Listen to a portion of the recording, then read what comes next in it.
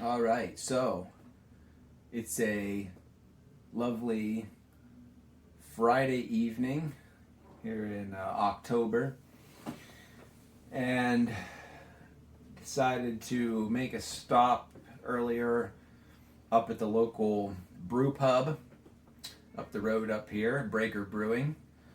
They are a microbrewery, and they have this lovely pineapple liquid meal, as you can see. Pretty opaque, right? So, got a growler of that right here, and I'm going to sit here and sip this liquid meal down and talk about everybody's favorite subject, and that's nuclear energy. So, anybody who's watched The Simpsons can attest that, hey, you know, that looks like it might be a nuclear power plant. And it certainly is. So this page of paper here is a piece of an old booklet that I have about the Susquehanna nuclear power plant, which is about 18 miles southwest of where I'm sitting at this moment. And Susquehanna is a boiling water reactor. It has two boiling water reactors that generate about, I'd say, 1,250 megawatts of power at full output per reactor. So it's about a 2.5 gigawatt plant. Built in 1983, 84, something like that. I don't really know. It doesn't say on here. Somewhere in this book it says it, but so right now in this room I've got all these lights on. I've got my two monitors. I've got the lava lamp lit up over here, and it is still light outside, but at 5:50 p.m. on a cloudy day, the solar array above my head is not going to be making too many electrons. So we might be getting 20 to 30 watts out of the solar panels as I speak. So the vast majority of this electricity is coming from the grid. And it's not very windy outside either right now. So our wind farm up the road, up on the mountain up here, is probably also not making very much electricity. So the next closest generating station is Susquehanna.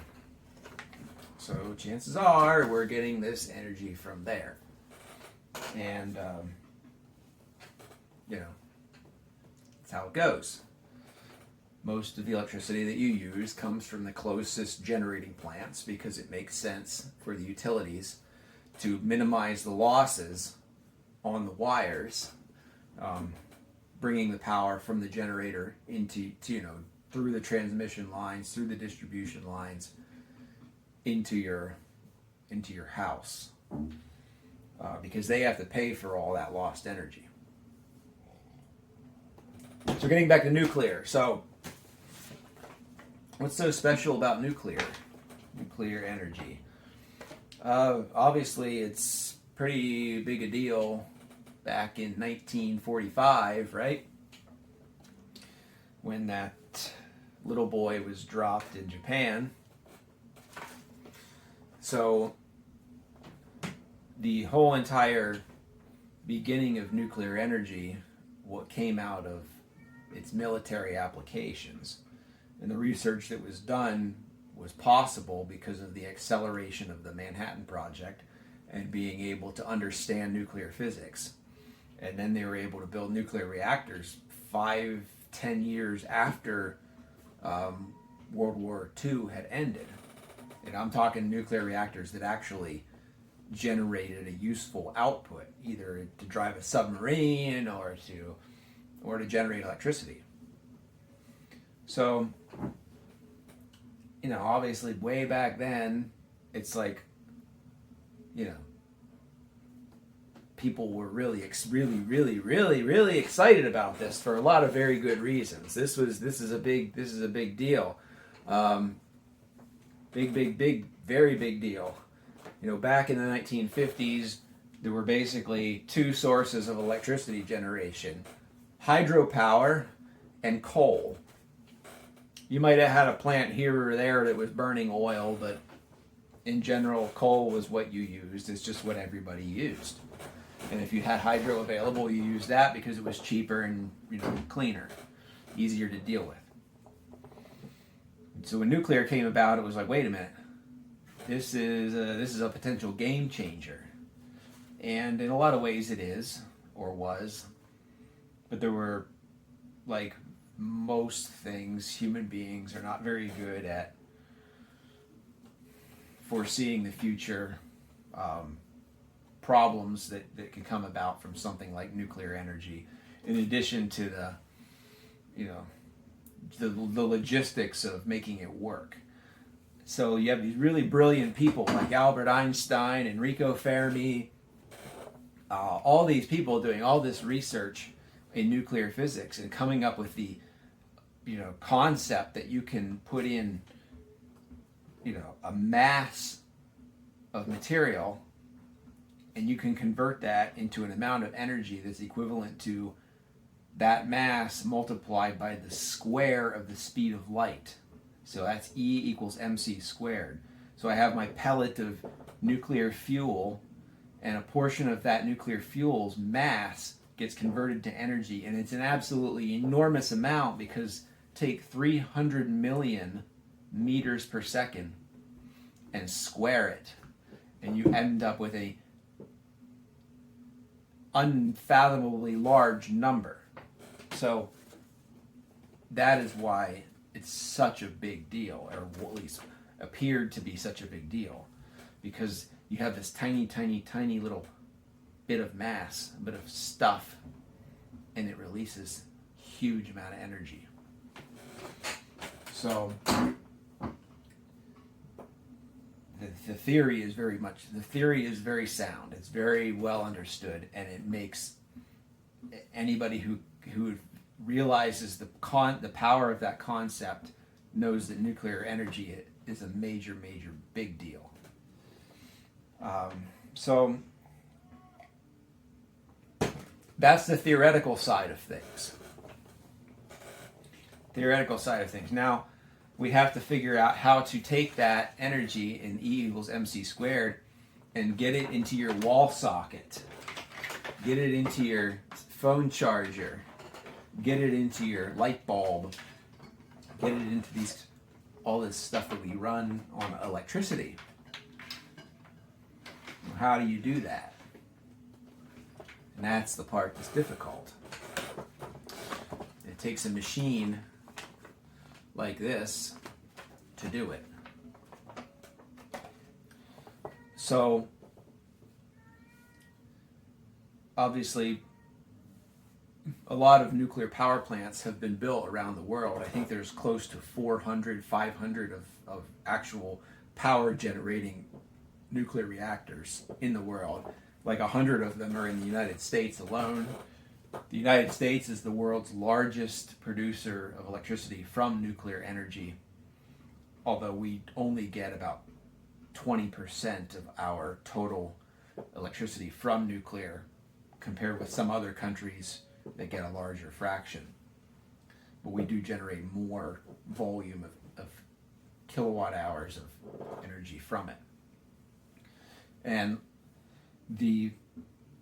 those plants were all kind of built in a time when the economics of power generation were a little bit different than they are now, especially here in the US.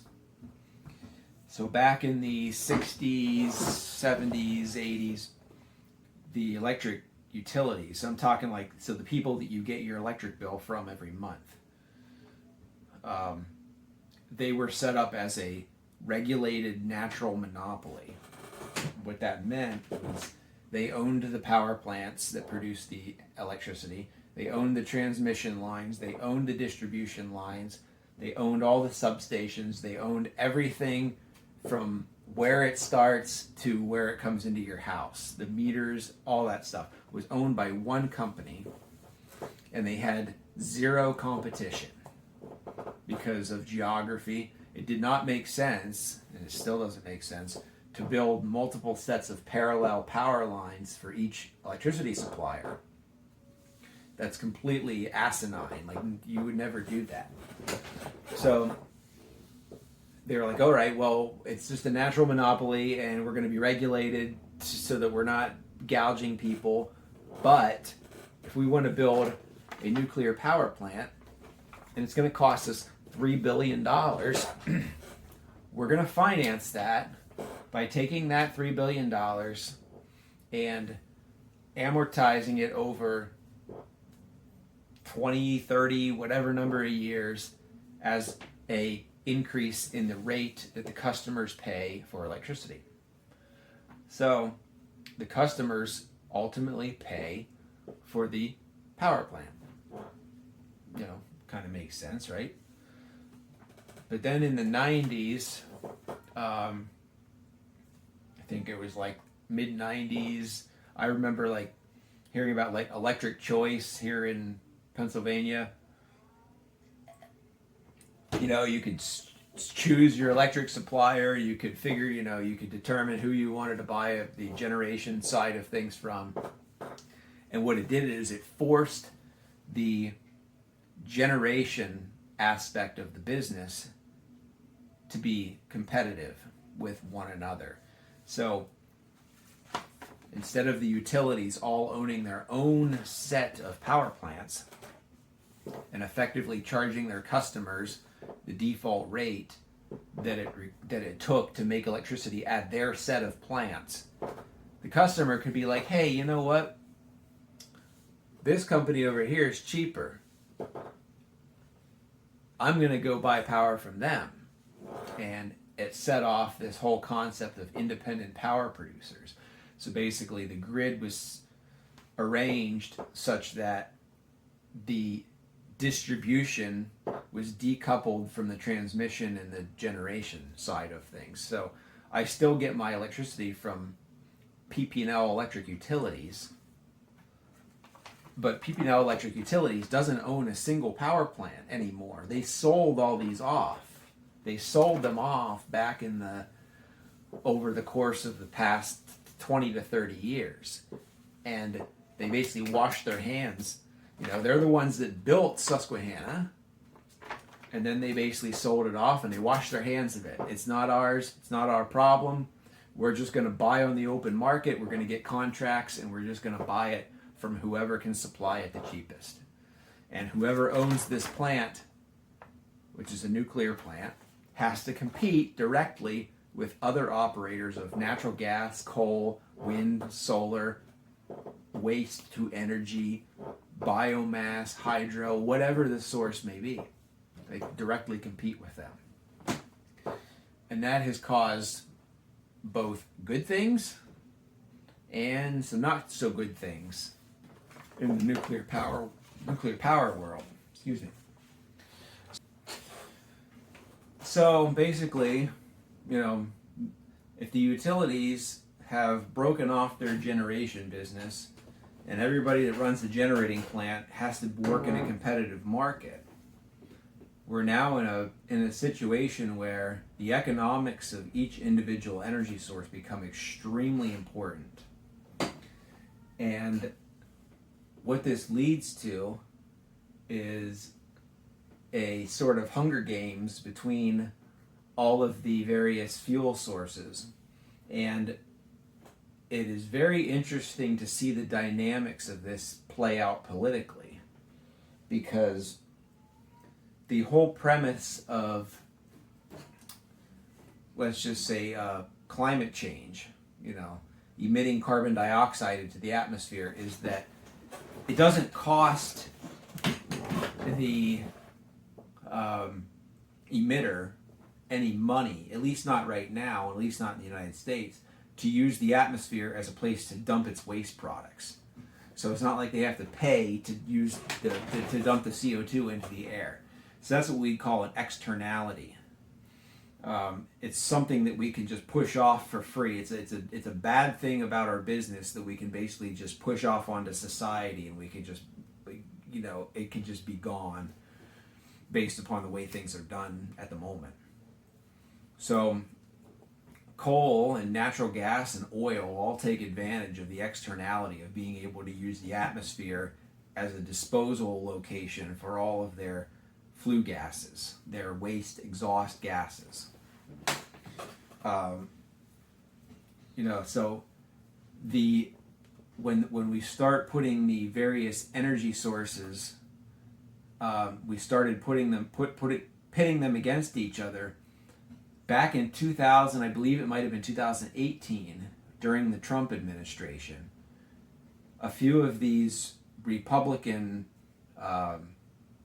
politicians in Congress came up with this idea, hey, renewable energy and natural gas are really, really, really hurting the coal and the nuclear power plants, because those other sources are able to produce electricity so much cheaper that these coal and nuclear plants over here are really struggling.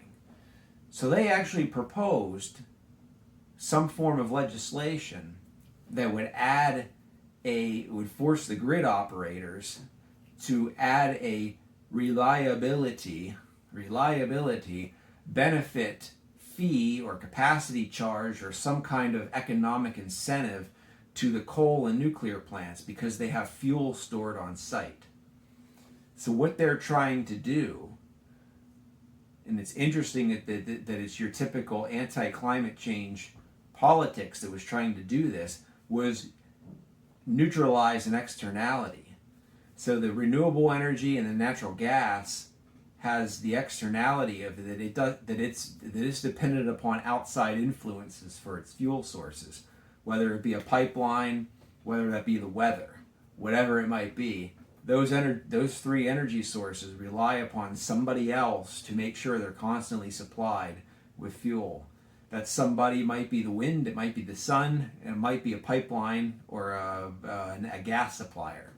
Whereas the coal and nuclear is able to store a large amount of fuel on site. Nuclear in particular actually has 18 to 24 months of fuel inventory in the reactors at all times. So it's able to operate for 18 to 24 months at a time on one load of fuel. This is where E equals MC squared comes into play. So you have a large amount of energy available in that fuel load that can keep that plant running for 18 to 24 months.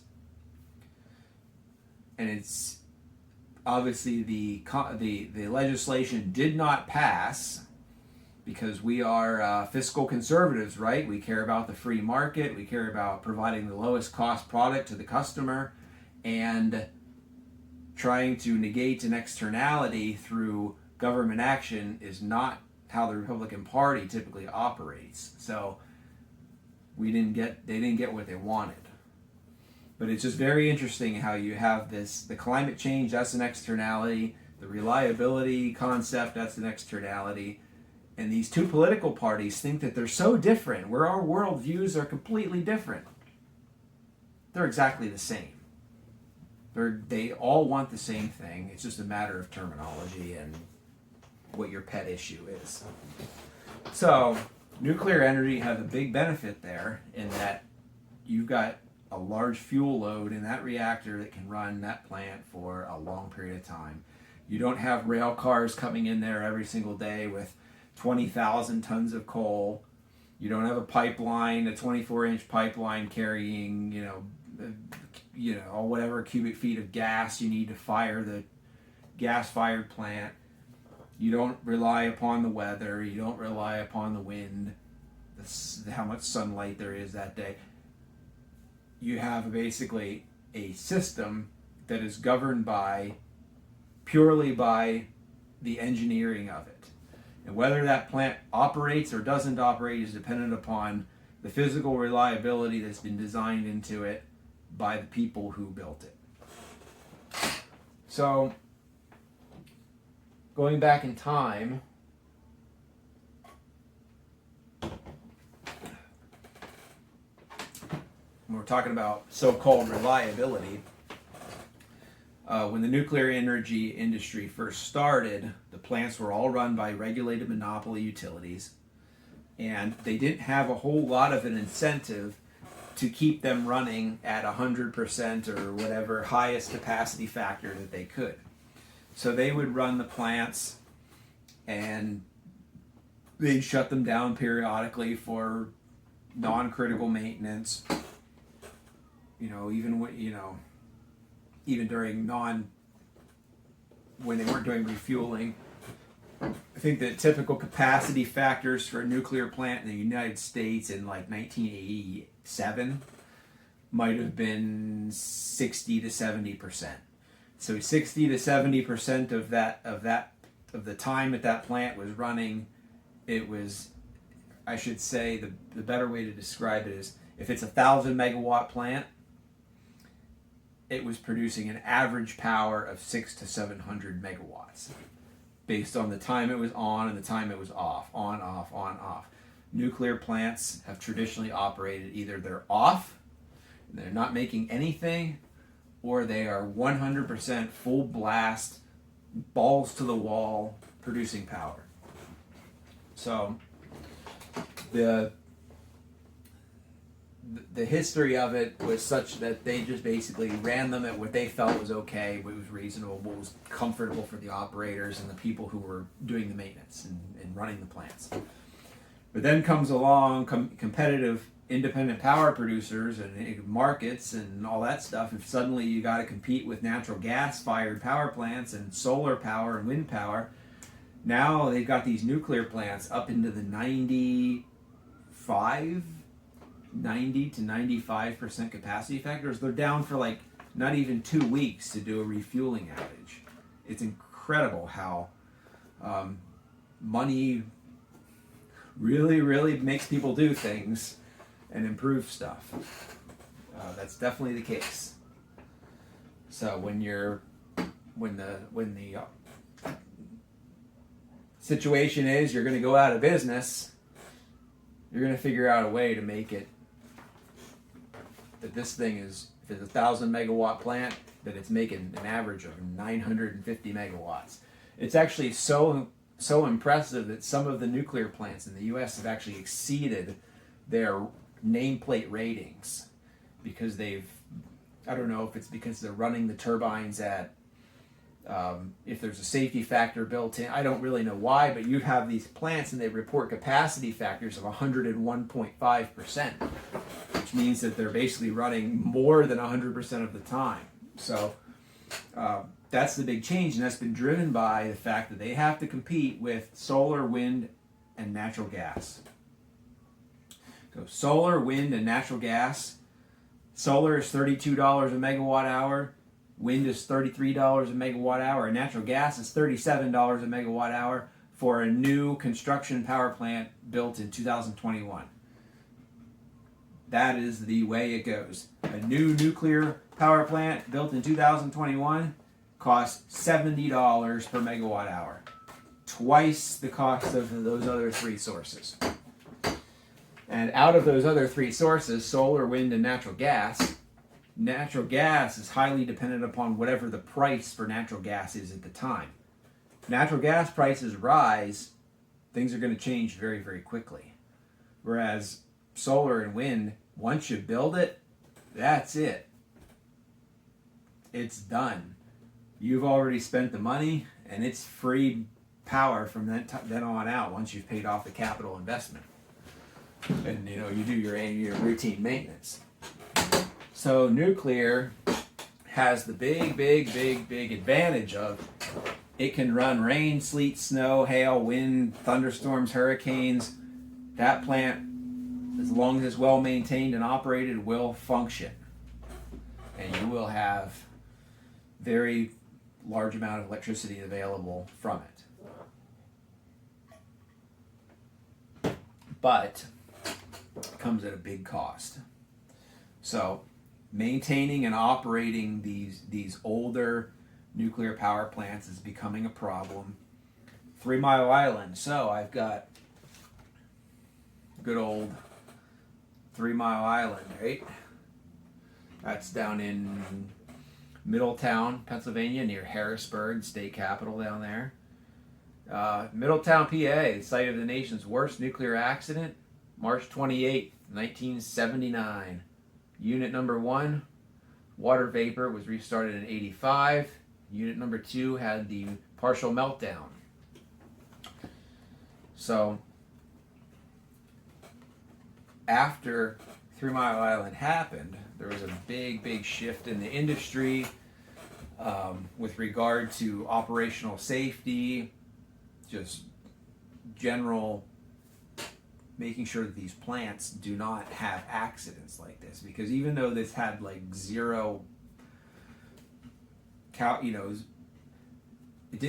nobody that was directly injured or exposed to radioactive material from 3 Mile Island. At least not that, other than statistically analysis, whatever was released. The plant basically was left with, trying to catch my train of thought here after sucking that down. So the plant was basically left with one reactor functioning out of the 2, and that caused the economics of that facility to basically be completely messed up. So what might have cost $30 a megawatt hour to run now costs $50 a megawatt hour to run, because you still have all the fixed costs of this facility, all this site and this location, but you're only making half of the amount of electricity that you were originally designed to produce. So it really impacted them. And in September of 2019, I think it was pretty sure it was 2019, they shut it down. No more 3 Mile Island. You won't see any water moisture cloud coming out of any of the towers now. So, smaller nuclear plants. Oyster Creek in New Jersey, that's shut down. 3 Mile Island. There's probably other ones that I don't know offhand. But because of fixed cost, very high fixed costs associated with this, they weren't able to compete with the gas-fired and the wind and the solar. Primarily the gas-fired here in the Northeast. That's the big source that's caused all this to happen. So there's so many things that are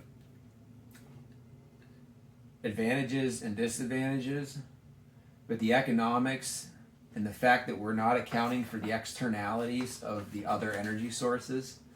And I'm talking about greenhouse gas emissions in the case of fossil fuels, and I'm talking about weather disruptions in the case of renewables, make it that this is unattractive, because this costs more money to produce, but you have the benefit that it's not weather dependent and doesn't emit greenhouse gases. And our society, or our electric industry, our politicians who are catering to their lobbyists, have not done anything about this issue. So as a result, you've got nuclear power plant projects like, let's just go back in time, go all the way back into the 80s. So we got Satsop, that's a nuclear plant that was partially constructed in Washington and was stopped. There's Shoreham on Long Island in New York.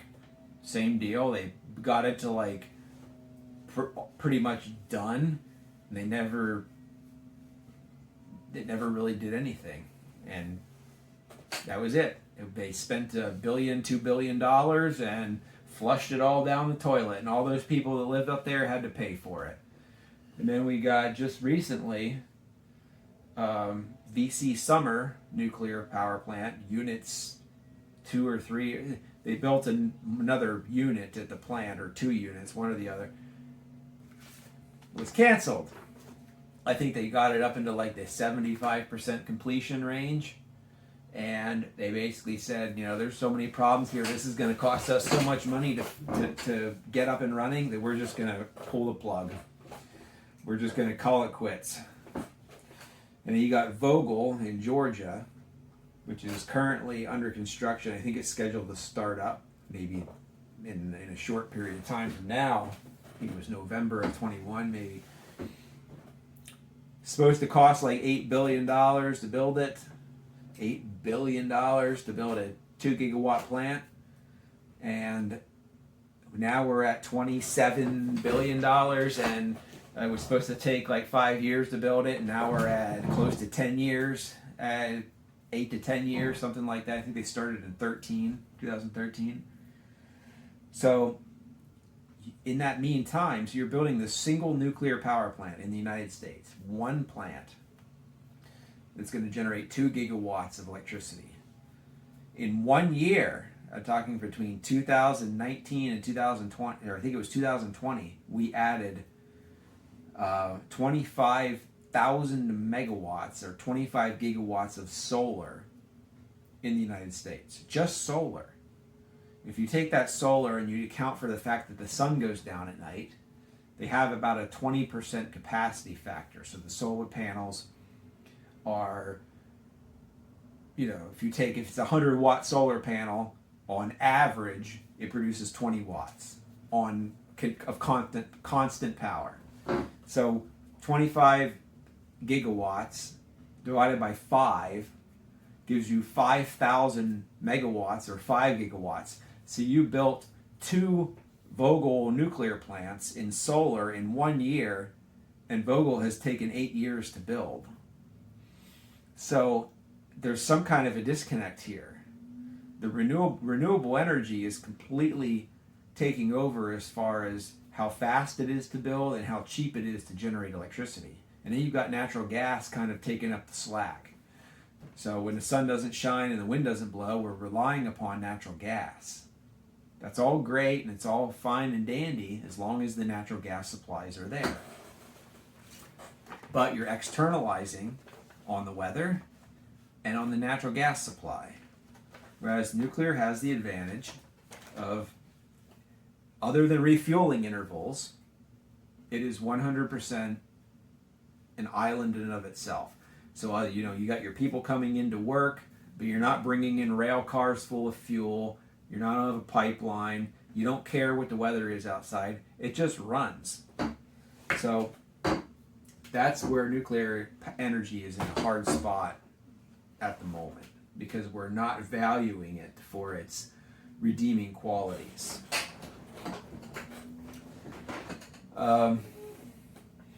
I've got the EIA report. What do they call this thing? I don't even know.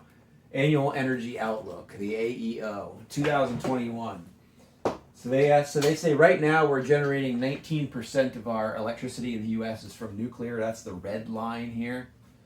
And in 2050, they estimate it's going to be 11%. And I think they have us adding like maybe 10 nuclear reactors in that period of time. It's hard to say what will actually happen. But you got renewable energy going from 21% today to 42%. And natural gas going from 40% to 36%. And coal going from 19 to 11. So renewable is the only one that's going to increase based on this projection. And my experience with government energy projections has been that they underestimate renewable energy. They've done that for the past 20 years. They've always underestimated it.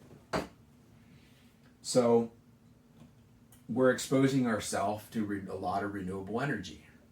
And renewable energy is a very good thing, but you do have dependence on the weather. So you have to you have to build the infrastructure in to deal with that. So we can go back in February of 2021.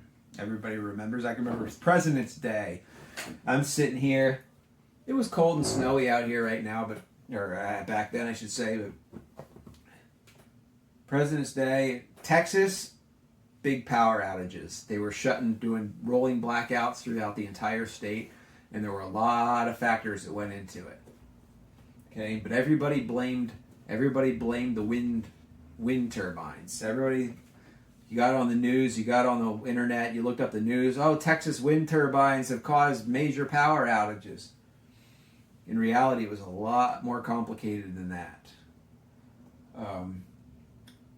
But even so, they were relying upon a lot of natural gas, and the natural gas system was not winterized for that type of storm, and condensate and water froze in the lines and caused issues with natural gas supply. They couldn't get enough gas. People were using so much gas for heating. The power plants couldn't get enough gas. Gas supplies were problematic.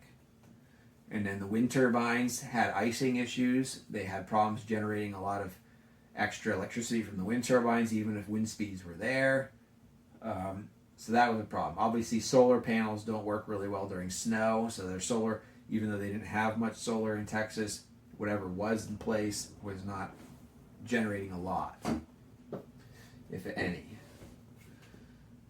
So then, it calls into question, like, how much reliability are we willing to pay for? So if nuclear power is so expensive, as we've seen in the case of the past 40 years of plants that have had issues, have never been finished, or that have gone way over budget, way over time, and we see that energy source as really being a good high capacity factor, very controllable as far as when it's online and when it isn't. But it's very expensive. So we have to decide, are we willing to deal with a 3-day blackout every 10 years, or with cheap electricity from wind, solar, and natural gas? Or are we going to throw in more expensive electricity sources just so that we don't have to endure a 3-day power outage every 10 years? I mean, where's the happy medium? So, I mean, the Texas situation, you're talking like a once in 3-4 decade event. That's something that doesn't happen very often. Same thing with the California and the heat waves that they had, where they had rolling outages. That was the first time they've had issues like that in like 30 years.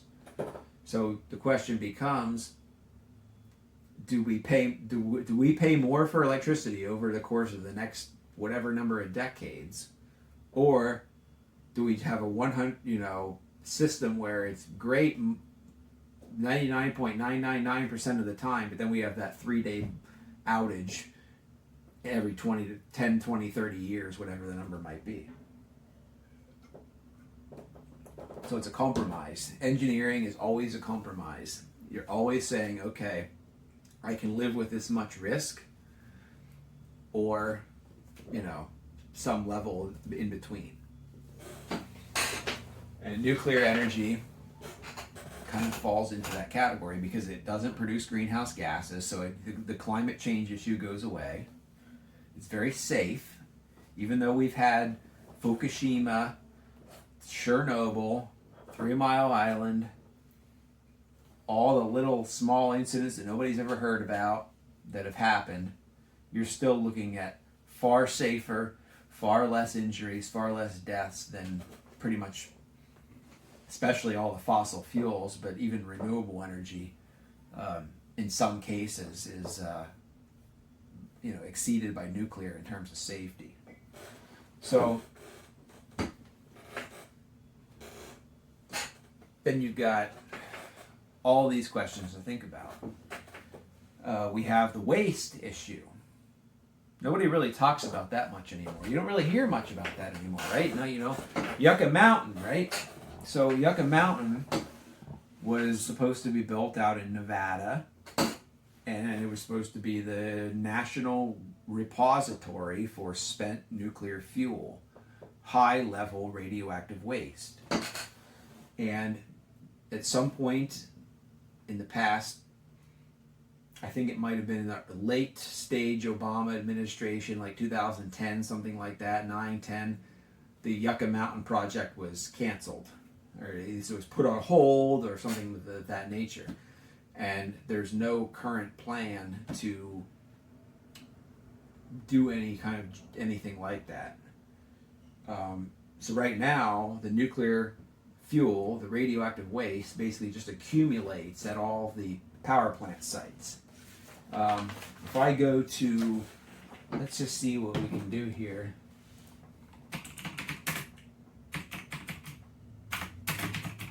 If I go to, let's just pull up our local Susquehanna nuclear plant on Google satellite imaging. Susquehanna nuclear. Alrighty, zoom in.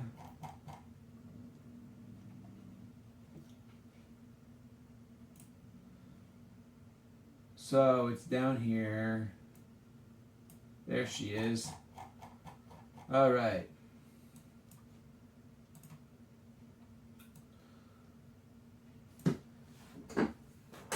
So these are our cooling towers.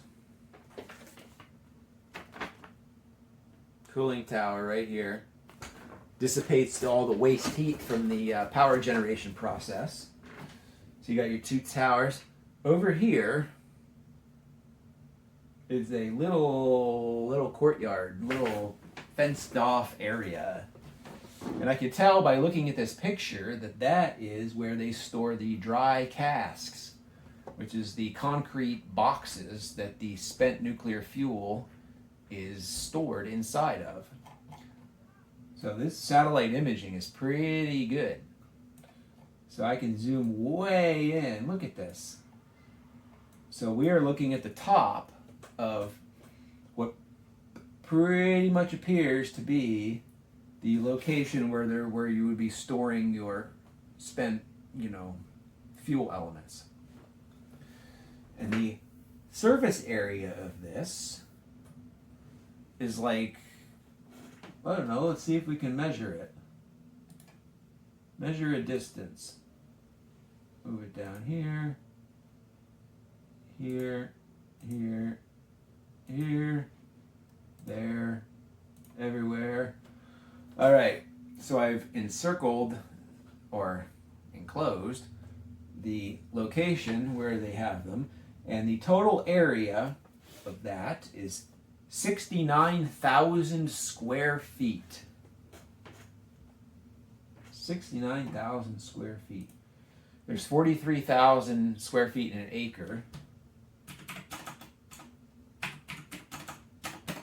1.6 acres of land is used to store this radioactive fuel element material after this power plant has been operating for 38 years. 38 years this place has been running, and this is all the more radioactive fuel elements that they've produced. Now they might have some inside in the spent fuel pool cooling down from the past 5 whatever number of years. They store them in there. I don't know how long they store them inside the plant, but they store them some inside the plant, and then they bring them out. They put them in these concrete boxes and they keep them outside, and there they sit. And there's enough room at this site where you could store enough fuel for centuries. I don't really think it's a good idea to do that, but they have enough space to do it. Take that and multiply it by 104 or however many plants are running in the United States, and that's how much radioactive waste you have, high level. So what do we do with it? It's obviously the big question. It seems like, oh, this is such a challenge. It's impossible to get rid of all this waste, It's not impossible. There's technical solutions to dealing with it. It's actually a much easier problem to deal with this than it is to deal with all the carbon dioxide that we emit from fossil fuels. So all that CO2 is a huge volume of low density gas. Whereas this is a small volume of a solid. This is all solid material consisting of fabricated fuel elements, or like metal rods, essentially. So the old Yucca Mountain concept was they were just gonna like basically ship this stuff out there in Nevada on a train car and stick it in a tunnel, in an underground cavern excavated in igneous rock where it's not going to be disturbed by groundwater and things like that. I don't personally like the idea of making this material unavailable for the future. I don't think we should bury this stuff in an inaccessible way. It needs to be retrievable. The reason why is, let's just talk about how other countries handle their nuclear waste. So France is the big player in Europe. France decided, because we don't have, back in the 70s, we don't have that much coal, we have no gas, we have no oil, we're basically screwed. So we're going to build nuclear power plants, and we're going to use the minds of our engineers and scientists to make sure that we have electricity. And now they're producing 75% of their electricity from nuclear power. It's not cheap, but they're doing it. So they decided, France is a small country. There's 60 million people in France. So you got a population of 60 million in a area of land that's probably like the size of like a big U.S. state or something like that. But you don't have a lot of room and a lot of places where you could politically feasibly put a radioactive waste underground storage facility. So they decided, all right, we're going to reprocess the radioactive waste. And that's a really, really interesting idea, because in their typical boiling water or pressurized water reactor, you're only getting about 1% of the available energy from the fuel. So you do your fission, and you get all these byproducts that build up, and the fuel has to be changed out, and the byproducts interfere with the nuclear reaction in various ways that I'm not going to try to talk about offhand because I don't understand it totally. But basically, that fuel has to then be chemically reprocessed. And they take the fuel elements, take them apart, and they dissolve them in acid, and they can separate out the various materials and just get the uranium and the plutonium. So whenever you do fission, you get uranium and plutonium that are left in this material that's inside these casks, inside the fuel elements that are in there. And that is fissile material that can be used as fuel. And they take that material and they create new fuel elements out of them. And all of the nasty radioactive actinides, so that's like the bottom row of the periodic table, all the like neptunium and californium and americium and all those funky elements that are all the way down there that are left in this fuel, technetium, all those weird things, are separated out into its own stream. And that stream is actually quite small. And they can store that in a small location for, instead of storing this waste for 10,000, whatever number of years, you're storing it for 100, 200 years, all the actinide to let them decay. And you really greatly reduce. You take this, so this volume here, we see this here. Look, that's not a lot of waste for a plant that's been running for 33 years. But take that and drop it down to maybe 2 or 3 of these casks, and that's all that you'd have left over after you reprocess. Because a lot of the material that's in these fuel elements is not radioactive material. It's zirconium, it's steel, it's structural metals that are used to create the actual fuel rod or element, and that can all be separated out. You only have to geologically store the unusable substances, which comes out to a very small quantity. So it'll be interesting to see what happens with the waste over the years, but ultimately it's an engineering problem. Okay, it costs money, but it's not impossible. And it costs money to decommission these plants once they're done operating for their 20, 40, 60-year license times. You know, we have nuclear plants, including this one, that are on their second or third license renewal with the NRC. So these plants are going to be running for 50 to 60 years, and you know, eventually they're going to have to be decommissioned, and all that material that's in there that's potentially radioactive will have to be treated appropriately. You know, structural steel and things like the reactor vessel that become irradiated and become activated by the neutrons from the fission process.